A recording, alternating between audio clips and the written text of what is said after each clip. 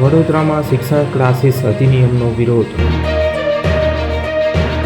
Baroda academic association દ્વારા કલેક્ટરને આવેદનપત્ર પાઠવવામાં આવ્યું. ગુજરાત સરકારના શિક્ષણ ક્લાસીસ અધિનિયમના વિરોધમાં વડોદરા શહેરના સંચાલકોએ અવાજ ઉઠાવ્યો છે. આ અંગે બરોડા એકેડેમિક એસોસિએશને કલેક્ટરને આવેદનપત્ર પાઠવીને કાયદા સામે સખત વિરોધ નોંધાવ્યો છે.